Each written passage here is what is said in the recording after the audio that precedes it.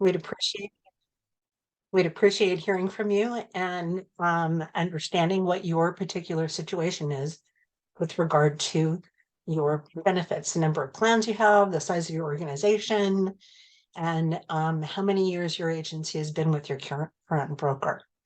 I have lots of great info, and background information is, as you know, always helpful for panelists to have as we get kicked off.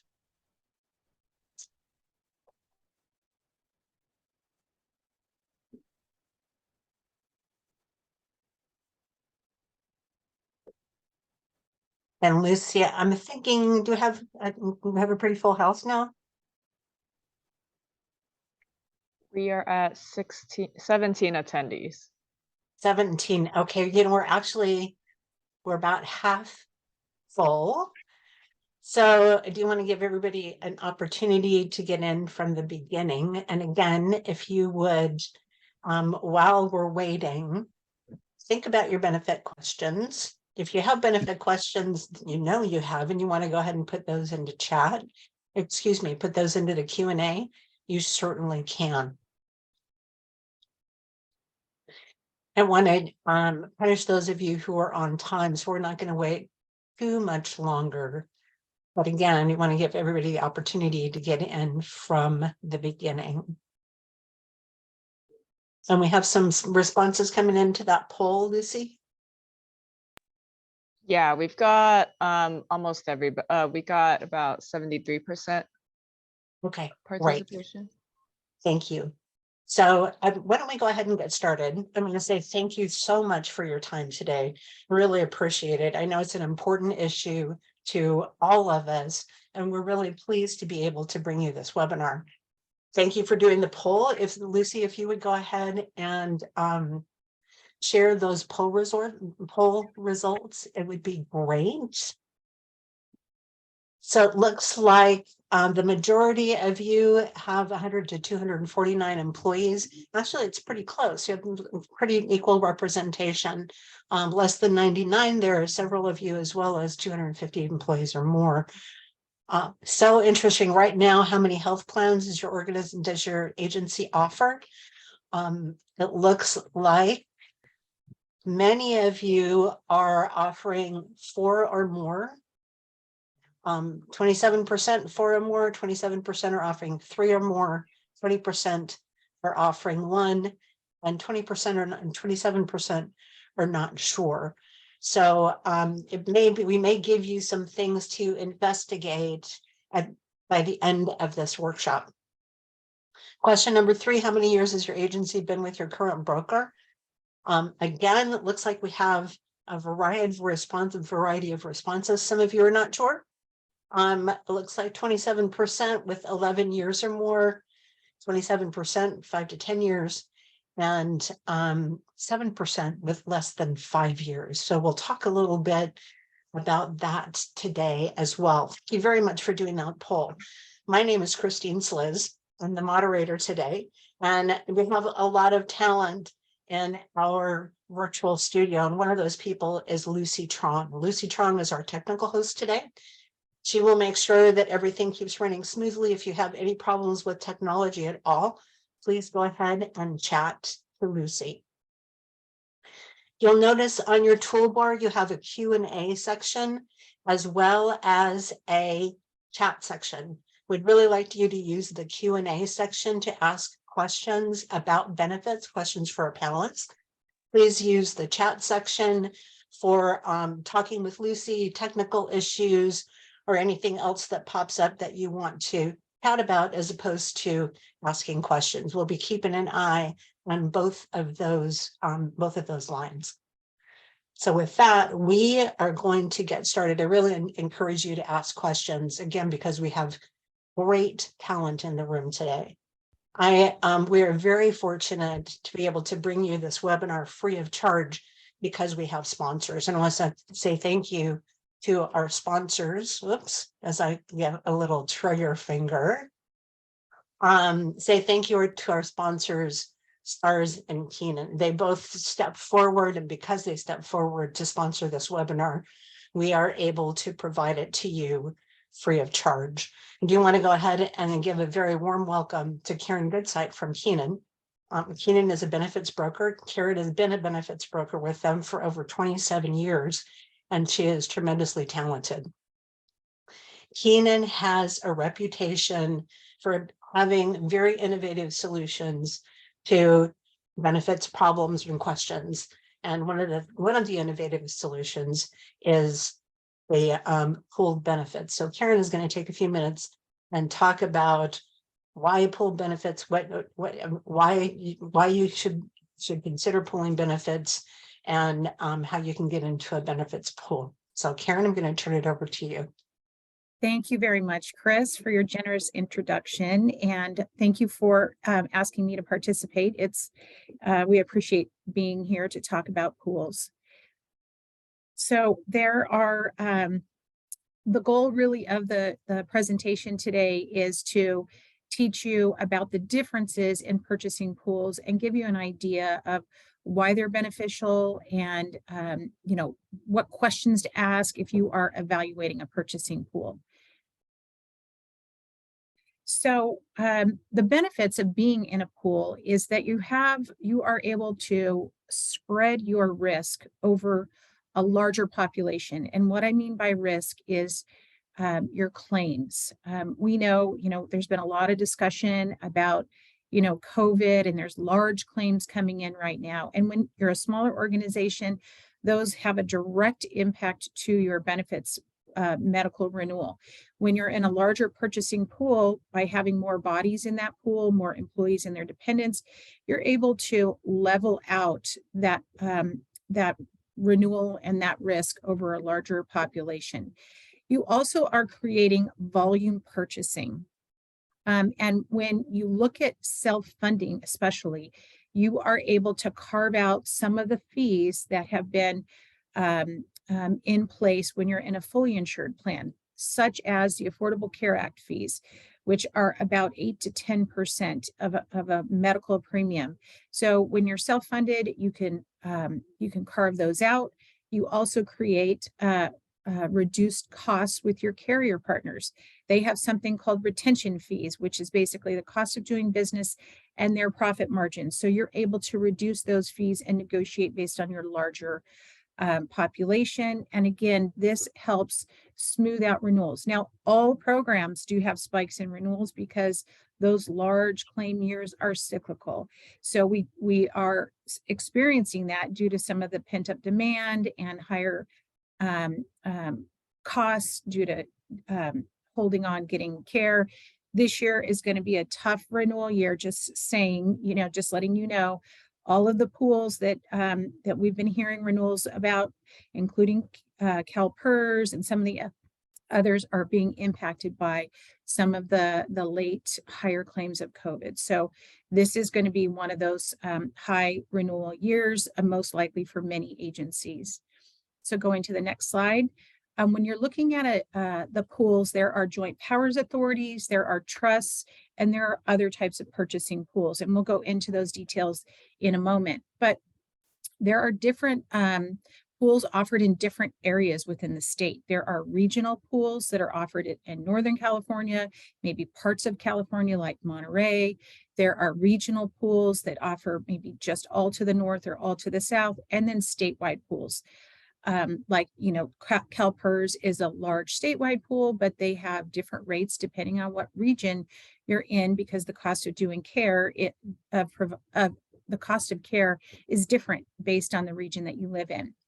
There are pools that offer multiple products like workers' comp, property liability, and benefits. And then there are pools that are just offered to municipalities, just offered to schools, or maybe a blend of both. Some pools offer just medical, and CalPERS is an example of a pool that offers just medical to public agencies. But when you look at CalPERS, they have one plan designed for HMOs with 7 different carriers. When you look at other pools, they may offer medical, and they may have different plans, different exclusive provider arrangements, which are like a PPO, but copays are like an HMO. PPO plans, they might have high deductible health plans, and they offer dental, vision, life, and disability. So you need to understand that when you're evaluating pools. Now, this is kind of the legal aspect of the different pools that are being offered. Joint powers authorities can be fully insured or self-funded. They are a nonprofit and they are regulated by the California Department of Corporations. They can have a board of authority that is just made up of management, or they can have management and labor. They're subject to the Brown Act, and they have different funding arrangements. And you're going to want to ask about those funding arrangements and plan designs and all of those things when you're looking at those options.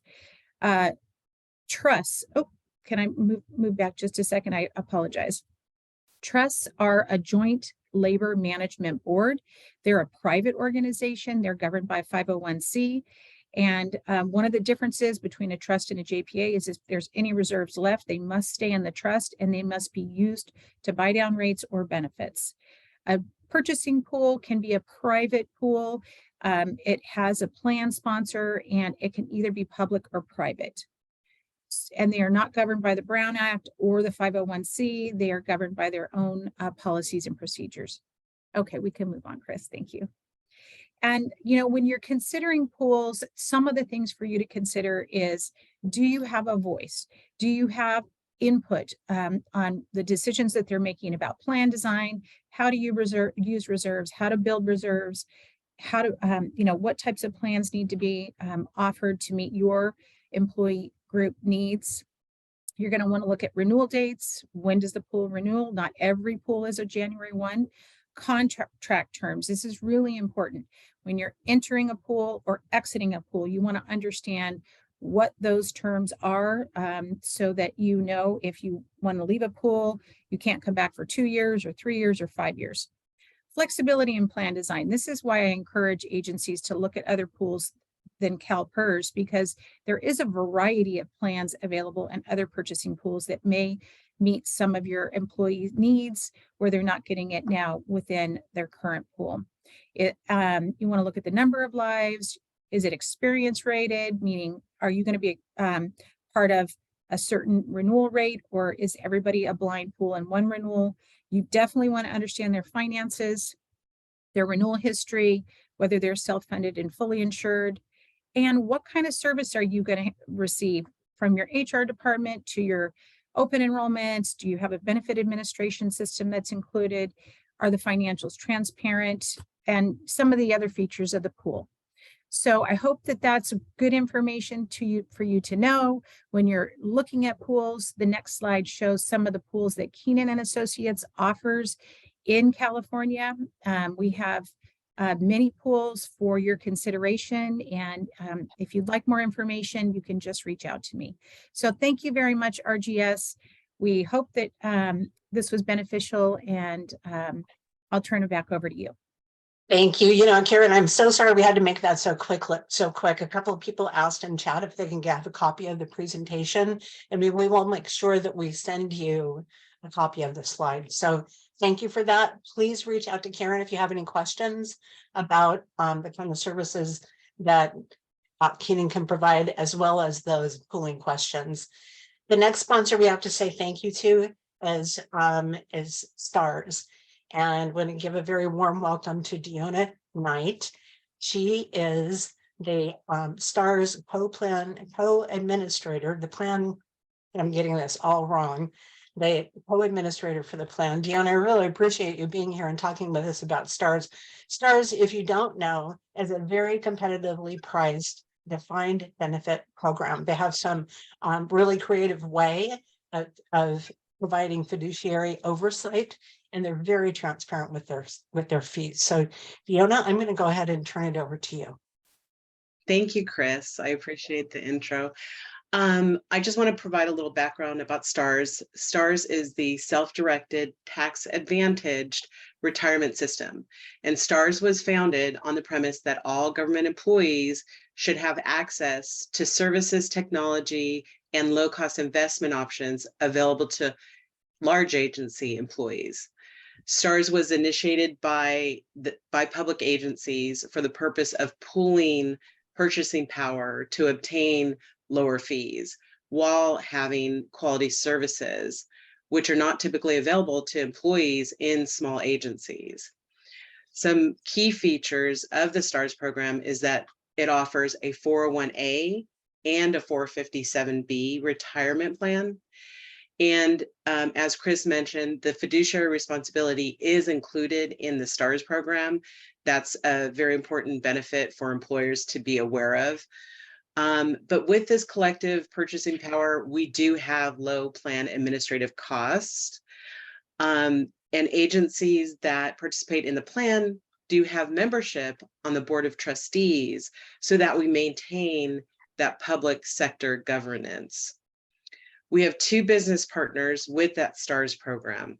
We first have Empower Retirement, which is one of the largest record keepers in the governmental retirement plan market. And Empower offers a broad array of online retirement planning tools for participants to take advantage of 24/7. Empower also provides hands-on support for the agencies that are in the plan for their own plan administration. The second partner that we have with STARS is Sageview Advisory Group. And Sageview is a 338 discretionary investment advisor. So they take on that fiduciary responsibility, which takes it off the shoulders of the staff and the agencies for the responsibilities for the investment selections, and they also monitor those selections. Sageview ensures that only top performing funds are in the plan. And the fees are regularly reviewed for competitiveness in the marketplace. Sageview also offers free individual investment counseling for participants, which is a big plus. And I just want to leave you with a few items to think about. When was the last time that you performed a cost and performance due diligence on your current investment options? Well, Sageview Advisory can perform a no-cost review of your current plan's performance. And then the other question I wanted to get you to think about is, does your current investment program have a third-party fiduciary who is responsible for those investment options? Well, the STARS program does. STARS can be added to your current benefit package to supplement your employees' retirement planning needs. And I invite you to please check out the STARS website. On the upper right of the slide, the website is listed there, as well as if you please email me if you have any questions or would like to know any information. My email address for STARS is listed on that slide as well. Thank you very much. Deanna, thank you very much. We have lots of, again, thank you so much to the sponsors, STARS and Keenan. They are really provide a terrific service. And Karen, I'm going to make sure that you're going to hang around for a few minutes because I saw it through the question and answer, because there is a question about pooled benefits, and I want you to hang on and we will get to that question. Now I want to go ahead and shift forward with the way we will spend the rest of our time today. Is we have I'm going to introduce you to our panel. We'll have this panel discussion. I have to just give you a heads up. Our two people on the panel have over 40 years of combined experience in benefits administration. So I think that you are in for a treat. From there, we will go through the Q&A, see what kinds of questions you have. And again, keep them coming through the webinar Q&A. And we have a terrific checklist for you when you do shop for benefits, some things to consider, as well as that recap. And I do have to tell you, we are very fortunate to have, for those of you who stay with us through the bitter end, we have Keenan has donated 5 $50 Amazon gift cards to those of you to be raffled off at the end of our session today. So you must be present to win. Just want to give you that heads up. And I'm going to say again, thank you so much to Keenan. With that, our two webinar panelists are Sherry Johnson and Jennifer Seibert. Sherry has special expertise and she's administered self-insured cooperative options as well as CalPERS programs. She likes to sit at the bargaining table and find new options for employees, and I apologize for that. I'm too late in giving those dogs the treats. Sherry also has special expertise in making benefits process more inclusive and designing infographics that help people navigate their benefits. Jennifer Seibert has extensive experience working in both represented and non-represented organizations, and specialized in working in higher ed environments. Jennifer loves, I'm going to say loves, mitigating risks and doing this balancing act between being fiscally responsible and empowering employees to make informed decisions when it comes to their benefits. So I'm going to say welcome to both of you. We are delighted to have you. I'm going to turn off the PowerPoint so we can go ahead and move on with our discussion. So you have several questions for you, and the first two questions, the first question that I have for you as a panel is this question of why should people regularly shop for benefits as opposed to just hitting that renew button, which is a very easy thing to do. And Jennifer, I'm wondering if you would be willing to start for me. Absolutely. And first, thank you so much for the introduction, and thank each of you for being engaged enough to want to increase your professional engagement in what you do in servicing your organization. Now, why do you want to shop your benefit broker or consultant relationship? First of all, you can't afford not to. You don't want to press renew. You want to have and exercise the opportunity to revisit legacy relationships. I noticed from the survey, some of you, or some of the organizations on the call have been with their broker for 11 years or longer. And some of you don't know. So just, this is an opportunity to make sure that your relationship is in alignment with your objectives of your organization, the fiscal responsibility, the responsibility to the stakeholders and constituents, and that they're in alignment with the culture. Also, shopping for a benefit broker gives you the opportunity to see what services are out there, even if you don't select the broker through an RFP. And finally, your engagement to shop for your benefit broker shows or reflects your fiscal fiduciary responsibility to make sure that your budget dollars are spent effectively for your stakeholders. And finally, if you don't shop, then who will? So just like before COVID, and I think the analogy was shopping every year, perhaps. Well, one thing I'll add is that you just like, okay, during COVID, we were forced to online shop. And we were buying sizes probably for our pre-COVID weight. Well, you still have to, once a year see, does that still fit? We're post-COVID. Can you still fit that? Is your broker or consultant still aligned with your weight in the organization? So that's my 5 key takeaways on why. And I'll defer to Sherry for more, and I'll come back with some other ideas and considerations as you move through the process. Okay, great, Jennifer, thank you. And I love that metaphor because it really is true. Does it still fit? Things change, conditions change.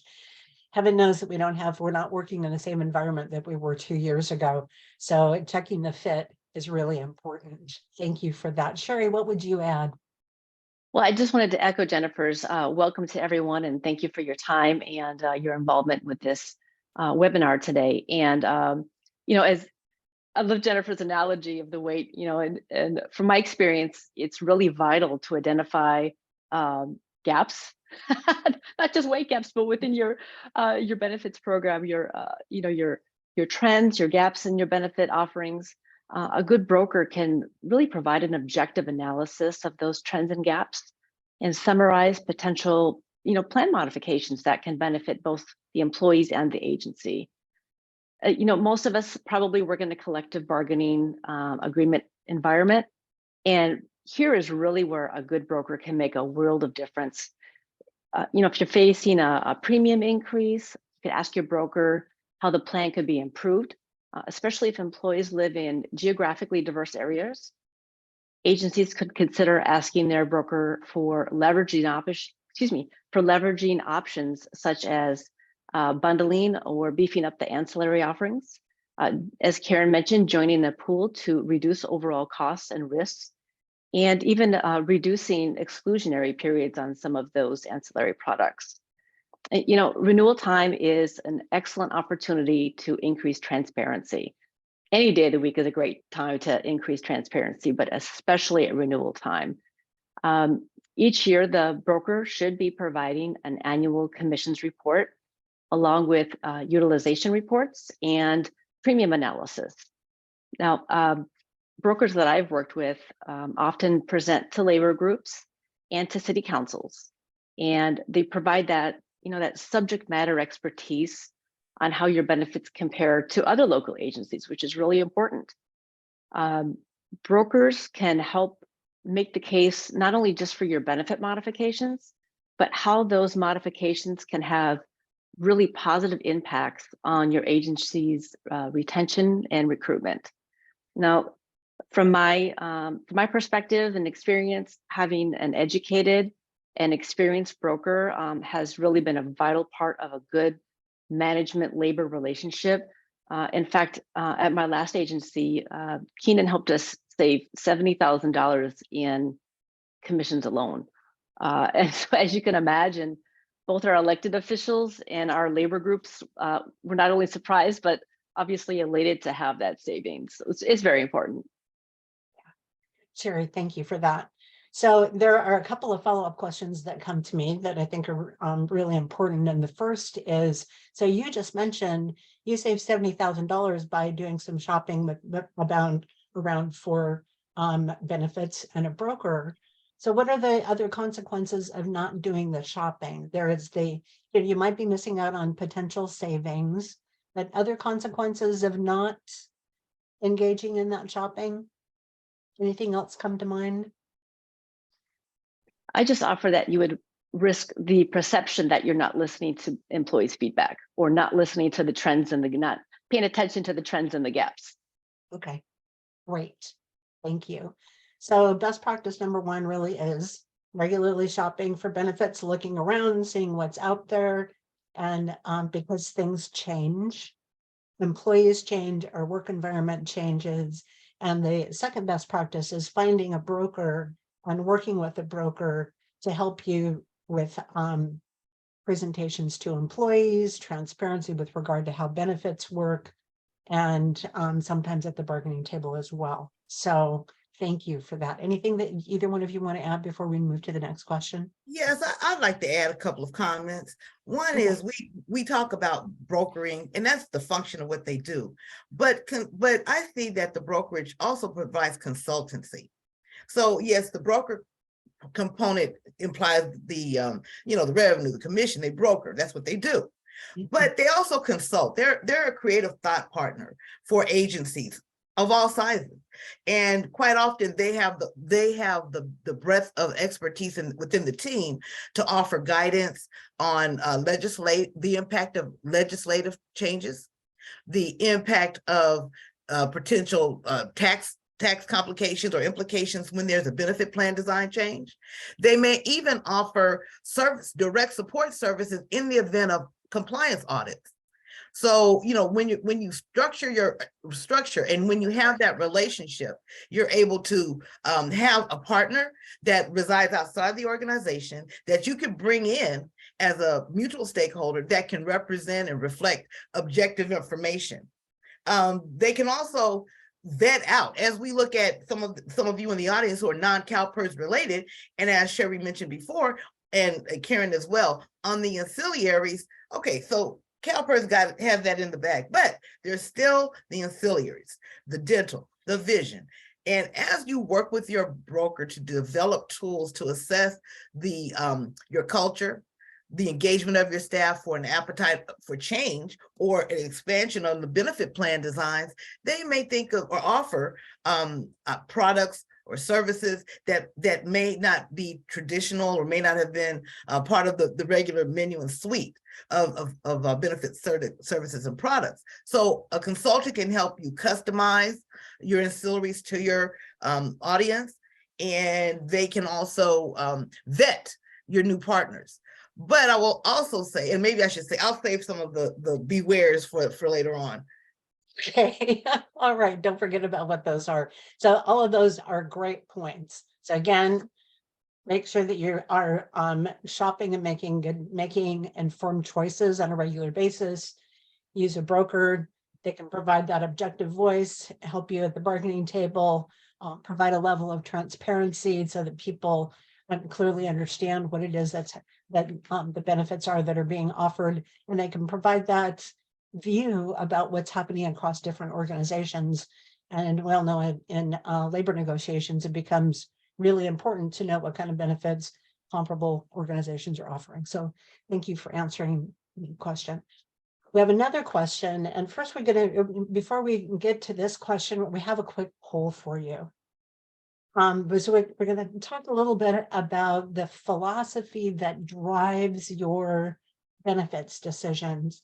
So what we would like to know from you, audience, is what are your two most important considerations when it comes to shopping for benefits? Cost of the organization, cost of the employee, care of the employee, flexibility and customization, or administrative investment. Please go ahead and take a couple seconds to go ahead and register your vote with that.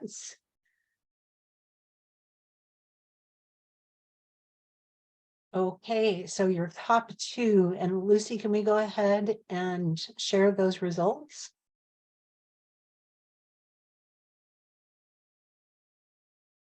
Okay, yeah, we are all in this position, right? It looks like the number one consideration, 73% are saying cost to the organization.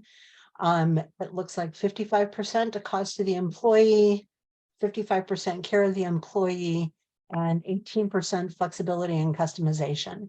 And it's interesting to me, administrative investment is not a consideration, not one of those top two considerations that you are using. So when it comes to benefits, I think that there are a number of considerations, number of things that you need to consider in determining your benefits philosophy. And my question for the panel is, what factors should people be considering when it comes to determining the philosophy that drives the benefits? And Sherry, you're willing to start with this one? Yeah, I certainly am. And that poll was really interesting. I'm surprised that the administrative investment was zero, because that was one of the surprise factors that I had when my last agency had switched to Keenan, the amount of administrative investment that we did not have to partake in anymore. It was a significant shift that helped us. So getting back to your initial question, most agencies have a benefits philosophy. Sometimes it's written, sometimes it's not, but the philosophy drives obviously your decision making. It's common though that a lot of us have more of a reactionary philosophy. So one of the goals today is to highlight how cost savings and also the positive elements of switching to a forward-thinking philosophy. One way you can start building their benefits philosophy is to look at your bargaining table notes, your exit interviews, and even feedback from declined job offers. To me, that's a big one. Our employees and applicants, are they seeking higher employer contributions? Are they looking for lower premiums, perhaps a broader network? Or are there wage replacement concerns now that California supplemental paid sick leave is ending? So secondly, do you have a diverse benefits advisory committee or even a SurveyMonkey tool that would allow you to poll all of your employees and gain feedback? And be cautious not to poll union groups separately. You want to poll everybody at once. So that feedback that you gain, whether it's through a committee or from a SurveyMonkey tool, it gives you a framework of things to consider. It gives you future talking points with your city council, particularly why budget allocations for benefits can significantly impact recruitment and retention. So here's a suggestion. If you don't have a benefits advisory committee, consider creating one. Have representatives from your labor groups, and provide the space to allow that committee to be the conduit to craft a mission statement and weave that into a benefits philosophy. Now, having your broker at those committee meetings can be a real asset, and not just to help craft the benefits philosophy. A good broker will lend credibility to the dialogue, especially when there is non-licensed input or kind of a negative energy. Having your broker there can help balance that energy and keep things going on the right track. Having that subject matter expert shows that your regard for gaining employee feedback and strengthening the labor relationship, the labor management relationship, excuse me. It shows you're listening. Great. Sherry, thank you very much for that. So that it strengthened the labor management relationship, listen to what employees have to say, and consider creating some kind of a benefits advisory council. Let the engage employees in the benefits process. Yes. Sherry, thank you. What would you add, Jennifer? I would also echo the importance of the mutual stakeholder meeting opportunity at the union negotiating table, even if it includes retirees, because they're also stakeholders as well. But when I looked at the results of the poll, it appears that some of the priorities are employee centered. So with that in mind, I would advise or suggest that even without a committee, that the funding or the benefits philosophy includes and addresses not just the fiscally sustainable responsibility, but also weaves in, to use Sherry's phrase, weaving, I like that, but weaves in the multi-generational workforce needs, the next gen needs, that there's space to commingle the concepts. Sometimes you can't put a dollar amount on the value of multi-generational workforce needs, but at least give thought to it. And then the new buzzword, it's not a new buzzword, but it's one of the day: diversity, equity, inclusion, and belonging. So whatever, however this is crafted, and you will probably end up taking statements from a variety of constituents, but it's very important to to recognize that there should be, in the absence of a philosophy, there is no construct to make change. So when you have a philosophy, you have a tenet that kind of drives your direction, and as you engage your partner through the consultancy or broker, the alignment begins or is reinforced. Great point. So it gives you that framework when you want to create change, because we have this philosophy. These are the things that we're constantly trying to strive for or do with regard to our benefits. So other than creating a benefits committee, what are some other ways that agencies can create that philosophy, that benefits philosophy that drives the decision making? One thing I've learned is to talk to the same people other people are talking to. Find out what other orgs are doing, what your peer organizations might have. And everything doesn't have to be organic, but should be reflective of the culture and be willing, and it may be iterative. Just like you do the broker relationship every so often, or consultant relationship, revisit the funding or the philosophy from time to time, because your workforce is going to change. That's inevitable. I want to, just an aside, Chris, there are a couple of questions in the chat. Did you want to hold them for the end, or do you think it would be appropriate to address them in the context of philosophy now? They are philosophy kinds of questions. I think it'd be great to go ahead and respond to them now. So I just want to make sure that we cover everything. I'm not seeing particular philosophy questions, but Okay. there are, there's a question about pooling, and we definitely will get to that. And a question about age banded insurance. So we'll talk about those two. Cash in lieu. Questions. I think it was cash in lieu. They were going Yeah. to the advantage, Yeah. disadvantage impact of offering cash in lieu. Okay, thank you. Yeah. Yeah, well, thank you, Jennifer. Lucy and I are watching the questions and watching the chat, and we want to make sure that we do respond to those. Now, the things that go into creating that philosophy are also, the things that Sherry mentioned earlier, and that's the data with regard to surveys, employee exits, All of those things are really important, because if you don't have a philosophy, you really don't have that framework to drive decision making. And it becomes, sometimes it's difficult to explain to employees, right? Why you're changing a particular benefit when you don't have a cogent philosophy. So thank you for that. Anything that the two of you want to add on that before we move on? No. I'm really curious about what kinds of new, let me find my specific question so I can ask it right. What some things are that folks are looking for outside traditional benefits packages, outside the traditional benefits that are provided? I'll take that one.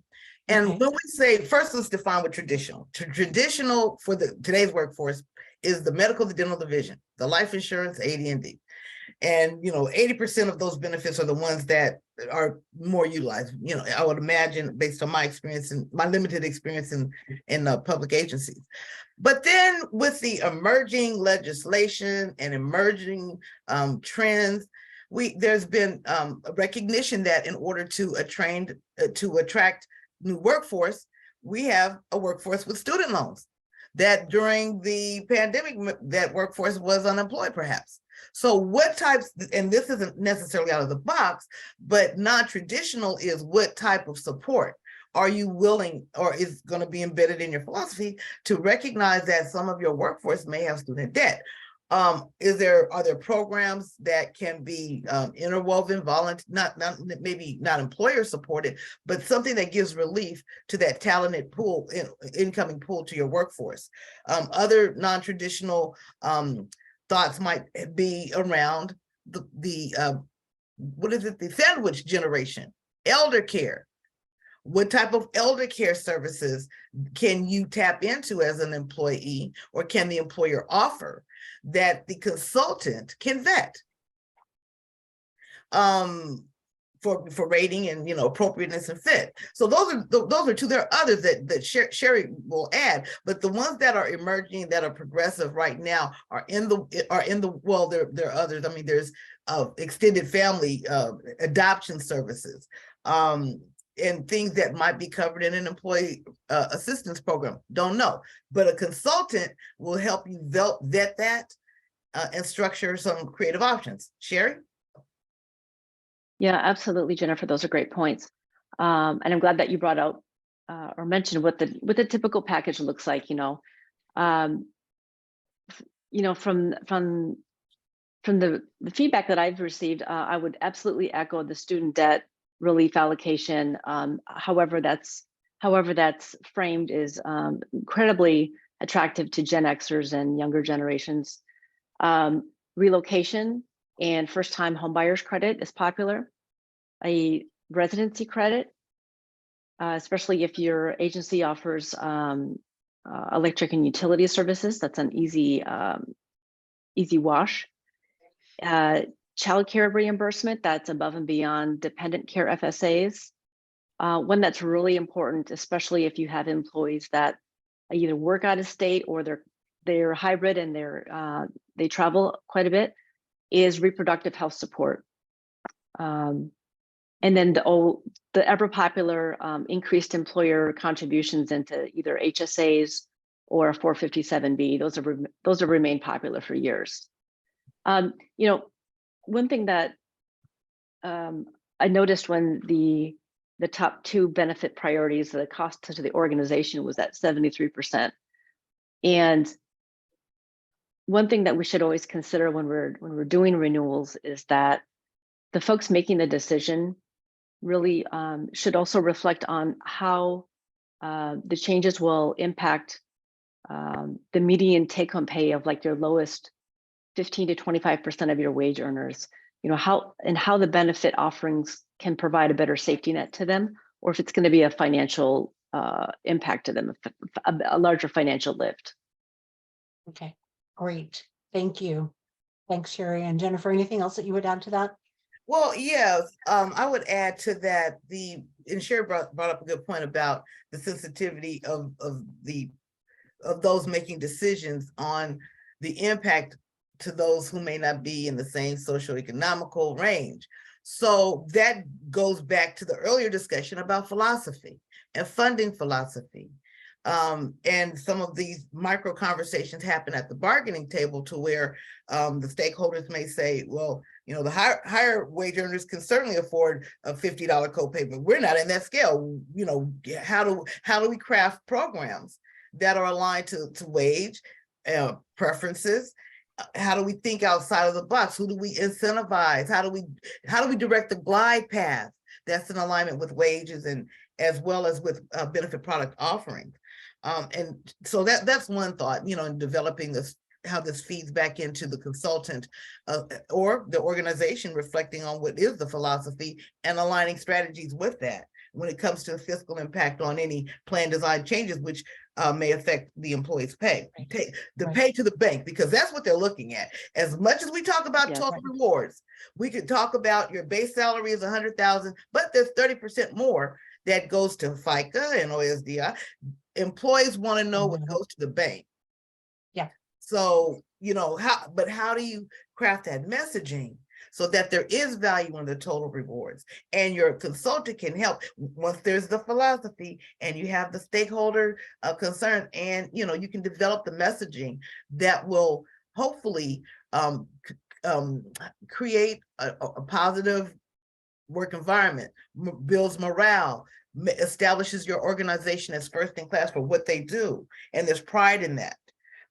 So the third thing I wanted to say or reiterate was in the survey where there was the poll question about cost being important, cost to the organization. That translates into cost to taxpayer. So at the end of the day, yes, we have our stakeholders are the employees that provide the direct services and work, but it's also, you know, Jesse Hamilton at the gas pump who paid that extra tax on his gas. We have an obligation to have their money is spent. So just, you know, when you think a little broad, when we all collectively think about our immediate stakeholders, but then the broader picture where our fiduciary responsibility lies as municipalities, state and local governments, we are funded by our fellow taxpayers.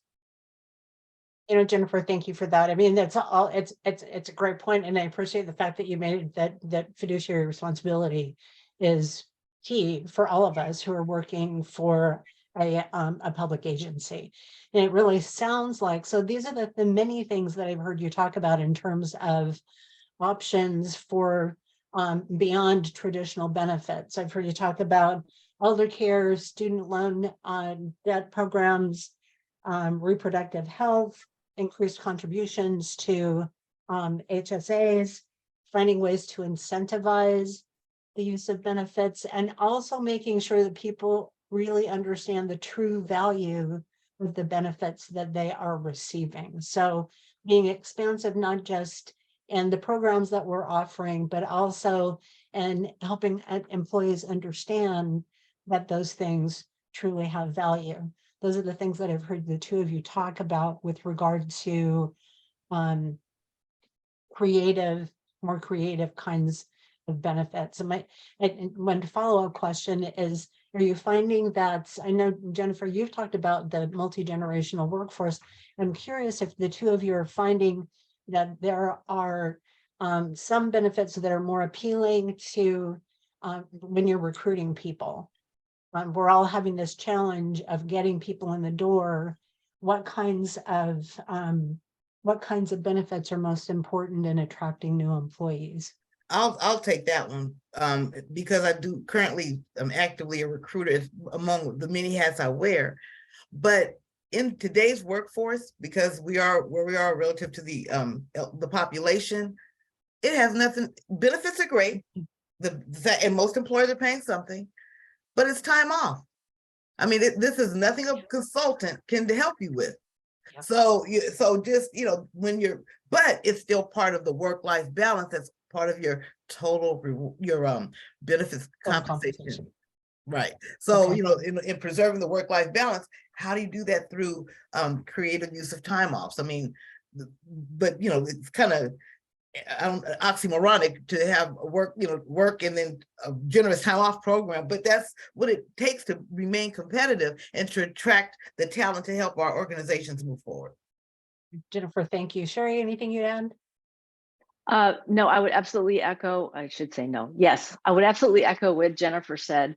Matching your accrual rates with, not necessarily matching it, but making sure it reflects the plan offerings that you have is really important. If you've got, if you have a waiting period for people to use their sick leave, how are they, but they have this great benefit package, great medical care, but they can't use it for the first 30 days. And if they do, they have to come out of their own pocket to supplement their wage. So things like that are important to folks. And also having app-based interfaces to access their benefits is also very important to folks. Yes, great. Thank you for that. So getting them into benefits quickly, providing some, being creative with regard to time off programs. Those are both things that help, that appeal to recruiting new people. I want to go ahead and get to these questions. We're starting to run out of time already.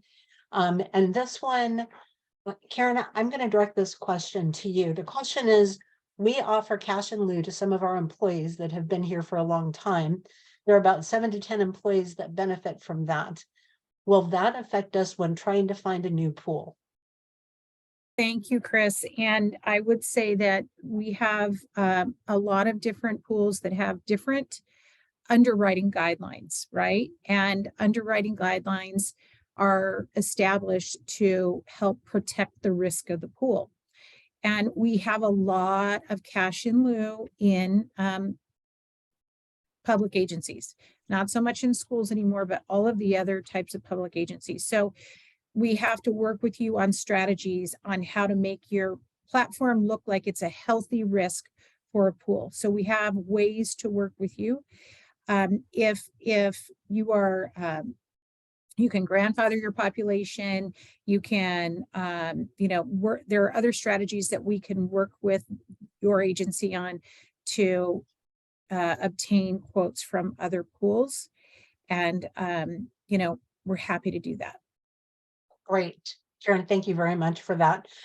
Second question, I'm going to ask 3 of you to listen to this and decide who wants to respond first. We're a small school district in a rural area with 31% of our employees that have a waiver, so they do not have to take our insurance. Right now, we have age-banded insurance, which benefits our younger employees. We do not have good dental and vision. And I'm afraid that part of that question dropped off, but it was, will this affect us?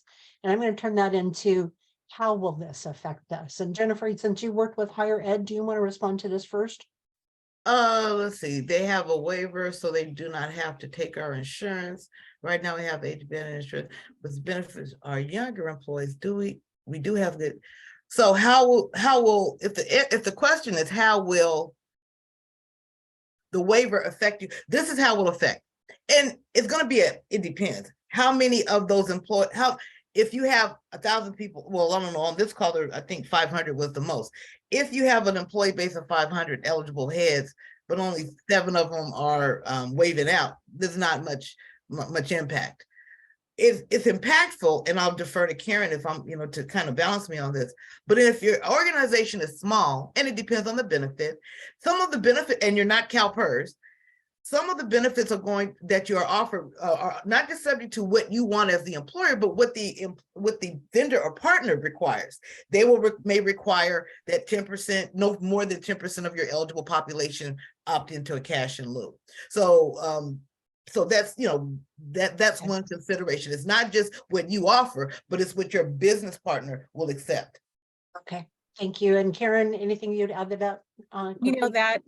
That is the same as the underwriting guidelines that I had mentioned in the last answer.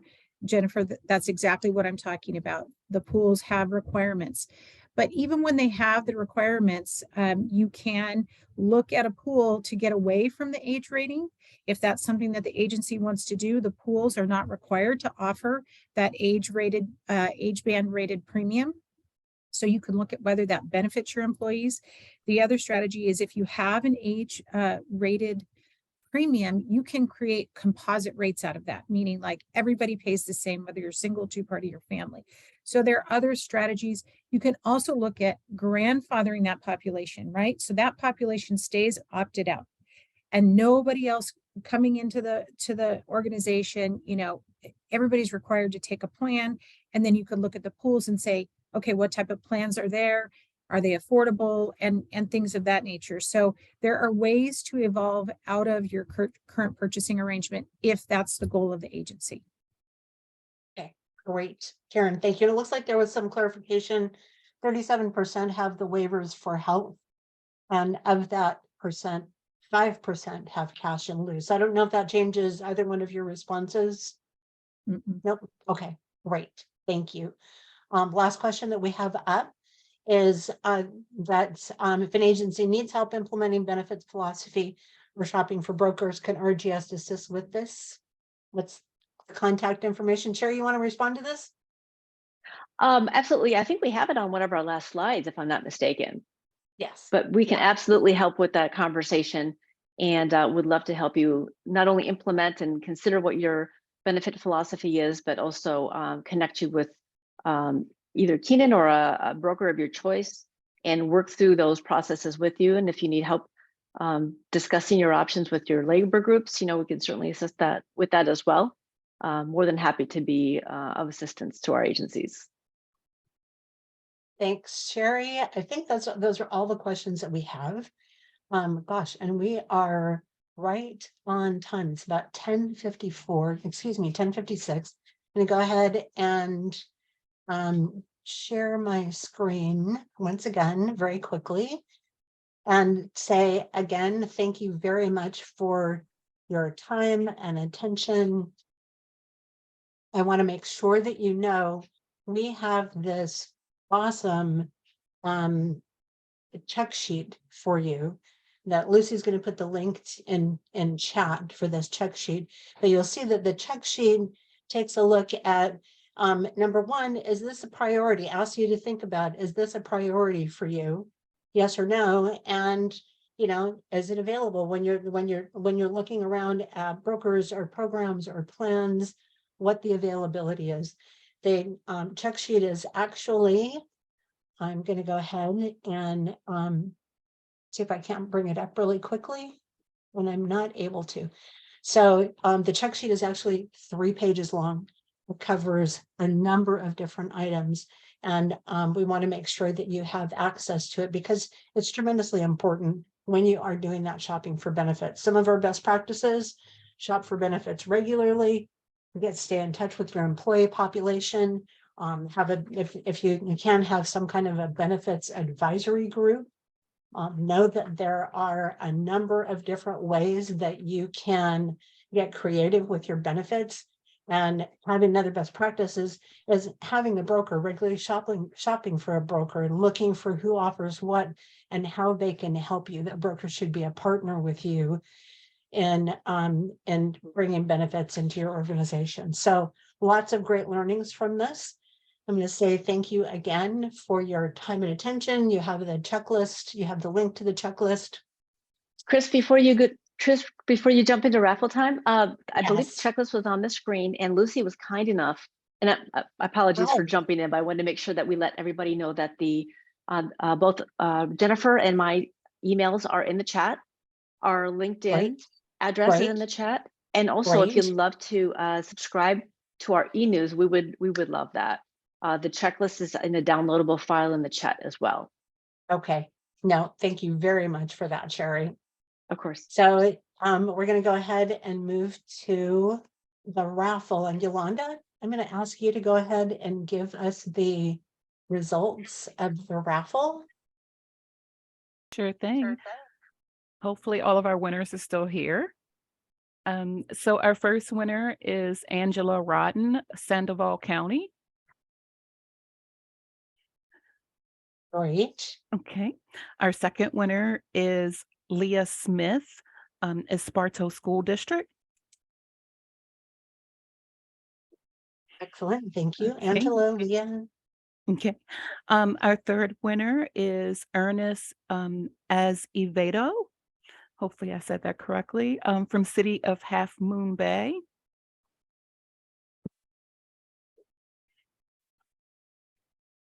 Okay, Okay, number 4 is Bonnie Bilger, High Desert Water District.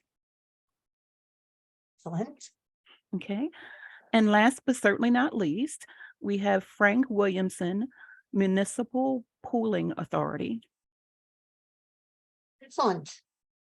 Thank you. You are So very Angela, welcome.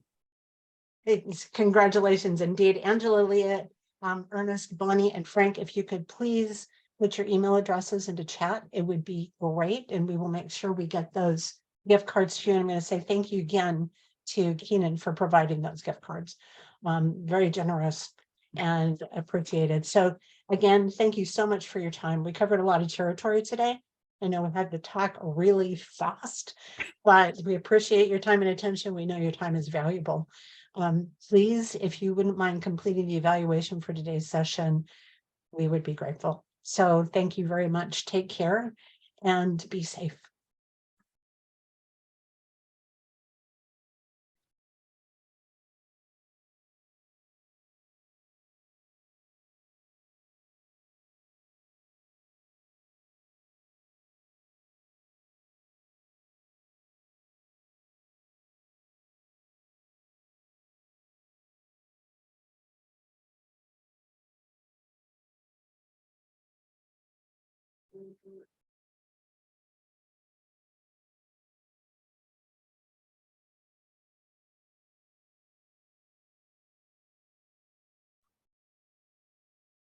Are we able to email out the survey? Lucy, is that a Yes, possibility? we are. I'm not sure why it's not accepting responses right now. But yes, I can definitely share that Thank you. link.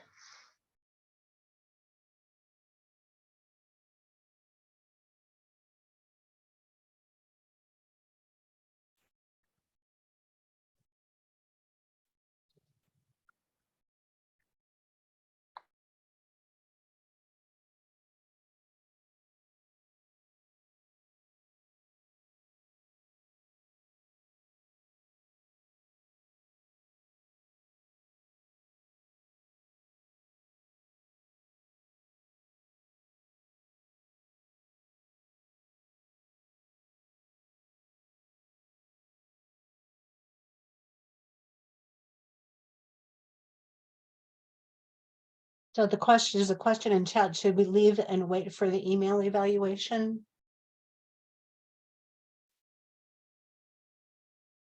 And I think that that would, Annie, I appreciate you asking that question. I think that would be absolutely fine. So we will email those evaluations to you. It looks like the survey was closed for some reason, but I just reopened it. So if there are folks who Okay. are still in the room with us, you should be able to fill that out now. Okay, Yeah, really sorry about that. thanks, Lucy. Thank you.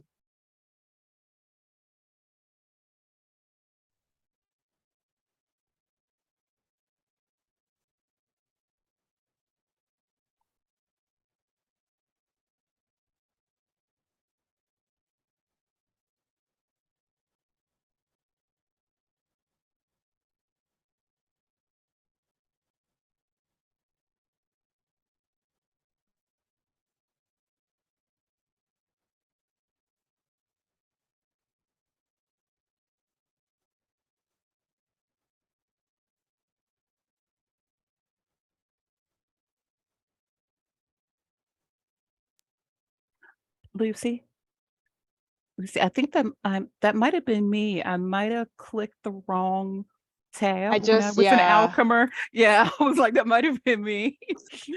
Yeah, no worries. I just noticed there's the webinar registration form that was still open. Okay. So yeah. Okay, yeah. I was like, did I click Okay. the right one? So do we still have Annie, participants in the room? we have 3 participants. And then Annie, the link is the same. So you should be able to visit that same link from earlier. Let me just drop it in the chat again. And you do not have to stay in the webinar to complete the survey. Thanks for asking that. Lucy, just to mention, it's still recording. Yeah. Oh. About the recording.